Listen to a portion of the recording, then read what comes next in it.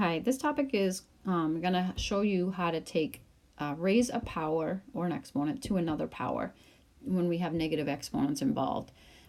So in other words, if we had something like this, x to the negative 3, and that is being raised to the 2. See how we have a negative exponent of 3? What we're going to do is the rule is to multiply these exponents. So if we multiply a negative 3 times a positive 2, we're going to get a negative 6. So the rules with exponents is that it is illegal to leave this. We can't leave any answer with a negative exponent. It's just the rule in math. It's illegal. The math police come. It gets really messy, so just don't go there. So what we're going to do is, how do we handle that? When you have a negative exponent on something, put it in the other part of the fraction. All right, that is the rule. I'll probably say that a bunch of times. And it might seem a little strange right now because there is no fraction. Well, how do we make this a fraction? Just put a 1 under it. Okay, so this whole thing has the negative exponent. It needs to go to the other part. So our bottom is now x to the positive 6, and that's the reason why we do it. By moving it to the other part of the fraction, we make it a positive exponent. And technically, what we've done is we're flipping. We need something in the top of that fraction. This is all gone, so we're going to put a 1 up there just to kind of be like a placeholder.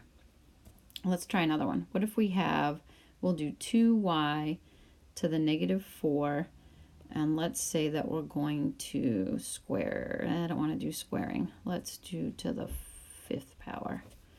All right, so this 2 is not being raised to the 5th.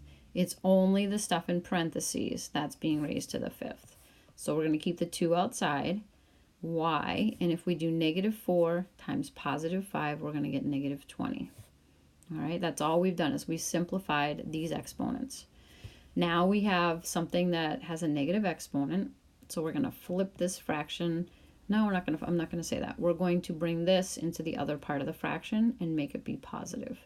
So the y to the 20th comes downstairs. The 2 does not change. This does not have a negative exponent. It actually has an exponent of 1. We just don't go around writing it. You might be wondering where this is. Well, you can write it down there. It's not necessary anymore. You could write either one of these is fine as a completed answer. All right, let's try another one. Let's do, let's say that we have y to the negative 8 raised to the negative 7. All right, same first step. We are going to multiply these exponents together. We have a y. And then we have a negative 8 times a negative 7. That's going to be positive 56. And the best part about this problem is we're done. We don't have anything with negative exponents. They've canceled out. We don't have to find another part of the fraction or anything. We're done. All good. Let's try this. What if we have w squared raised to the negative 6 power? Again, start by multiplying these exponents. That will give you a negative 12. We now realize we need to open this up as a fraction. So this has to come downstairs, become a positive 12. And then we need something on the top of the fraction because this is gone. So we just put a 1 up there. All right, that's your answer. How about a to the negative 6 raised to the negative 2 power? Again, start by multiplying those. Negative 6 times negative 2 is positive 12. When we go to take another step with this problem, there are no negative exponents, so we're done. All right, I hope that helped.